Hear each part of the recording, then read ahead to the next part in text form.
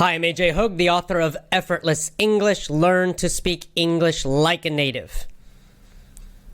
Join one of my courses at effortlessenglishclub.com. That's effortlessenglishclub.com. So, you worry about being nervous when you speak in a conversation. If you're nervous, if you are worried about making mistakes, maybe you have a job interview, and also that makes you very nervous, right? Or, of course, public speaking.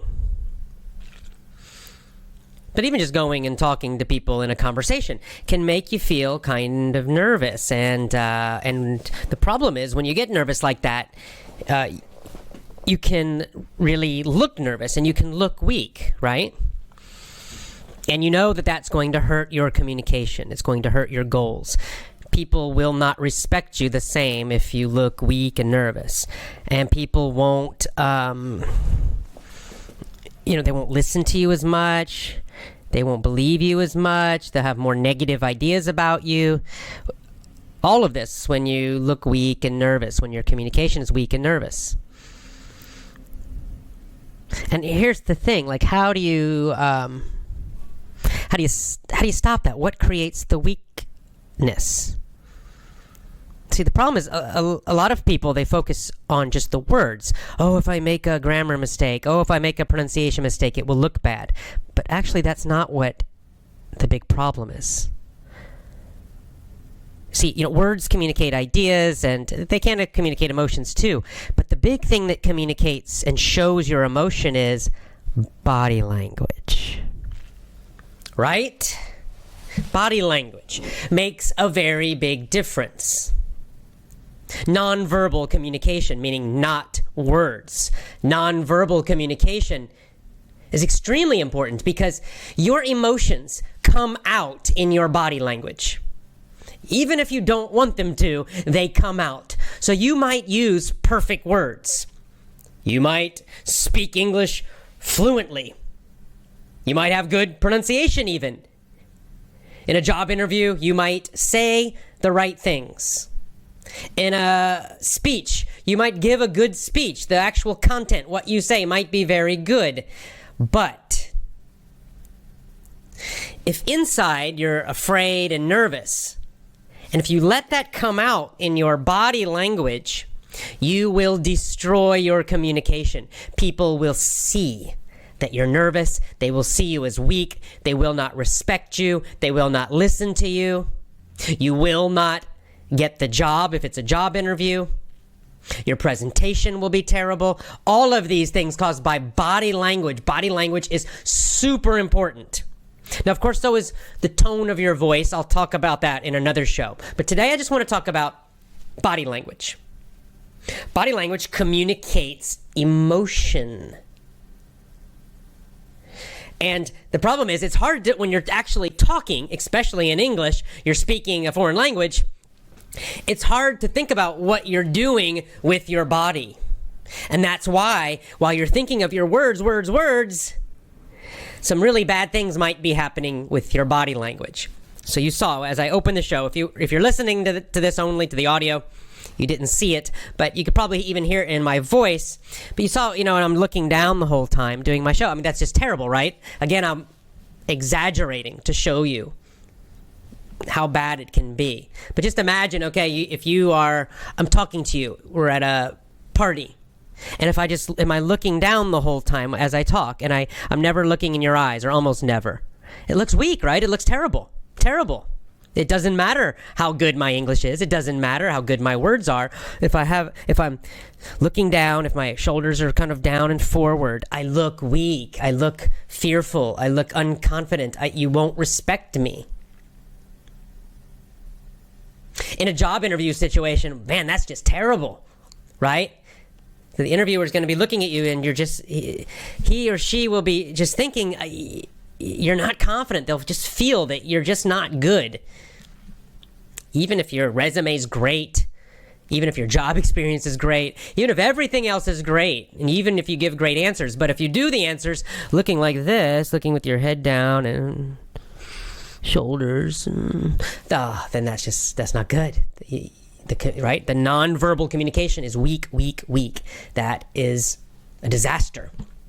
And in a public speech, well, it's horrible because then you're standing on a stage, everybody sees you, and if you're doing that, horrible, right? Everybody will just feel terrible. They'll feel that you are a terrible speaker. They might be nice, hopefully they'll be nice to you, but they just won't respect you. So this is important. You have got to change your weak body language. Now, the good news is you can do it. You can train yourself to do it. More good news is it's actually quite simple. What you need to do is simple. The hard part is remembering to do it while you're speaking, right? Because what happens is you start focusing on your words, you concentrate on the words, and then you forget about your body, and then your bad habits come, or maybe your nervousness or your negative emotions start taking control of your body. Right? You don't even realize it, and you think you're saying good things, you're focused on your words, but then your shoulders start coming down and forward, and you start looking down more. And you can even do other things too, like these, like with your arms crossed, which just looks like you're a little bit worried or nervous. Movement, also certain kinds of movement, if you're, kind of moving back and forth too much like this. All of these things are very weak. So you got to train yourself to do just a few simple things. More good news. You do not have to be perfect, okay? I'm going to give you some ideas. In future shows, I'll do more about this, body language and gestures and things. You don't have to be perfect. I'm not perfect either. I have a few little body language bad habits that I'm still working on. I'll watch myself on video giving a speech, and I'll see something that I'm doing like, ooh, that doesn't look so good. That looks kind of weak. So I still have a few bad habits too, but I'm much better than I used to be. And you also can be. So let's talk about some general ideas about body language, and then I'll give you specific examples. First of all, you want strong body language usually. In most situations, you want to appear confident. So strong body language. One principle, open body language is stronger. Right? You can see if I'm opening my body, like see my chest comes out and up. My arms open up. They're not crossed in front of me. They're not in front of me. This looks defensive. This looks more like I'm nervous or weak. But when you open yourself up, shoulders back, chest out. This is open. First of all, it looks friendly also, but it also looks strong. So two good things. Stronger and friendlier both when you open. Same with your hands. What's interesting is if the backs of your hands are facing other people, right? You're talking to people. If they see the back of your hands, it's weaker. But if they see the open part of your hand, the palms of your hands, that's stronger. Again, it's more open. It looks more trusting, more open, more friendly, and also stronger. So, open body more, and open gestures. So open hands and open arms, same thing. Now I have to think about this sometimes because I have sometimes a bad habit. We all do. If you get tired, you let your shoulders drop a little bit and your chest will kind of drop down. Looks a little bit weaker. I have to remind myself to straighten up and open up sometimes. Another thing I do is sometimes I have my elbows will be against my body. That also is weaker. It looks better if your elbows stay out, away from your body, at least a little bit. Again, because it's more open. That's a stronger, more open body language. So in general, open. Hands open, arms out and open more, chest up and out. Everything open is stronger, friendlier. That's okay sometimes to, drop down, but I'm just saying in general, most of the time, try to be open. Now, of course, what's the opposite of that? Closed. So closed is when if you're keeping your hands more in front of you instead of out open. This is kind of weaker. It looks defensive. It looks like you're trying to guard yourself, protect yourself, which communicates the emotion or the idea that you're maybe a little worried or afraid. So you don't want to do that too much. A little bit, you can do it, but just be careful. Now, I mentioned shoulders. So another general principle is up. Up is usually better than down. Power English users, those of you who have my Power English course, you know the beginning of every lesson I'm saying shoulders back, chin up. Up, up, up, because up is a stronger body language position. It'll make you feel better. You actually, inside, will feel a little stronger and more confident when you change your body language, but also on the outside, other people looking at you, you will look stronger, you will look friendlier, you will look more confident. So keeping that chin up and not down, because even with eye contact, if I put my chin down and I'm looking at you still, right, it doesn't look good. It looks weak still.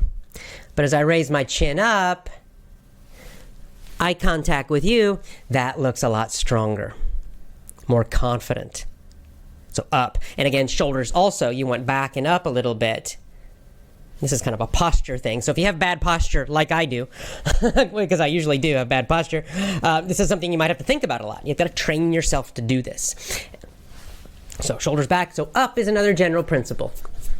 Eyes, very important. Eyes are one of the most important parts of body language, nonverbal communication. And again, you want those eyes up, looking into other people's eyes.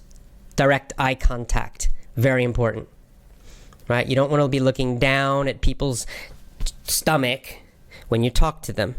And you definitely don't want to be looking down at their shoes, because then you look super weak. So eyes up, chin up, and eyes up. Now, some people in some cultures are less comfortable with eye contact. I'll give you a few tricks. You can look here, right? Between, like the forehead, kind of between the eyes. If you feel uncomfortable looking directly in the eyes, then you can look between, right there. Right? Kind of at the top of the nose, between the eyes, or right around the eyebrows. It still looks like you're giving eye contact, but maybe you'll feel a little more comfortable doing that. In a larger group, like giving a public speech, what you're going to do is you're going to make eye contact with different individuals in the room. I'll talk about this because there's some techniques you can use in public speaking. I'll do that in a future show. But just in general, think that as you talk, you're looking individual members of the audience in the eyes. So you're making real eye contact. Some public speakers, they tell you, or some books or courses, they tell you to look at the back of the room, at the wall. That's a bad idea. Don't do that. It doesn't look good. If you're just looking at the back of the room the whole time, everyone feels like you're looking over their head. There's no connection. And of course, you don't want to look down at the floor either. So you want to be actually making eye contact with different people in the audience constantly as you talk. In a job interview, eye contact again. So we got up, up, up. Now, what about movement? What about gestures? Well, in general, don't think too much about your gestures. Don't overthink it. If you overthink it, they will look weird. There's actually a guy named Brian Tracy. I like Brian Tracy. He's a very good guy. I like his books. He's a really good writer. He's a motivator, business person. He's a good speaker. But I have to say, the guy has really strange gestures. They look totally unnatural. Okay? They look weird to me. They don't look weak. They're not weak, but they look unnatural and weird. And I think it's because he's thinking too carefully, like he's consciously planning every single gesture. Every gesture looks like he is planning it, telling you exactly what he's going to do. But every gesture is consciously planned. It looks kind of like that when I see him speak on video, and every time I think, oh, that looks weird. Okay? So you don't want that. You don't want to like a robot gesturing. You want your gestures to come from your natural emotion and energy. Okay? So let your arms move kind of freely. Just have a general thought, open, open, open. Okay? So your gestures aren't here in front of your face, in front of your body, and small. Your gestures are a little bit larger and more open. The general movement of your gestures should be an opening movement from the inside to the outside. So more of this, not that. Okay? You see the difference? See, I'm opening as I'm making gestures, but I'm not going to carefully plan every one because it looks weird. I'm just going to, let myself talk and let my hands go as they want, just with the general idea of open, open, open. Got it? So that's a little bit easier. So how do you practice all this stuff? How do you practice this? Well, a good way to practice is just as you walk around during the day.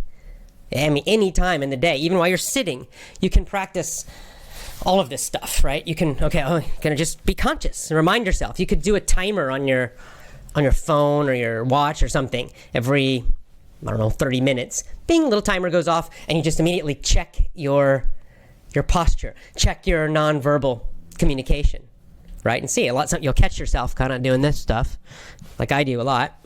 And so you when you hear the alarm, shoulders back, open up, open up. Another general idea to think of is you want to take space, you want to take up more space. Okay, like you'll see strong, dominant men do this naturally. If you watch when they sit, they don't sit like this, right? They don't have their elbows in. You can't see my legs, but their legs aren't in really close, and their hands like this. This is weak, right? Everything is in and small. It's closed. So strong, dominant, confident men, it's the opposite. Everything is open and big. They take up a lot of space. You'll see, even if they're relaxed, if they're laying back, they take up a lot of space. It's more like this, right? The arms are out, the legs are wide, right? It's open. Now, I believe this goes back to biology. I've read this, and it seems like a good theory.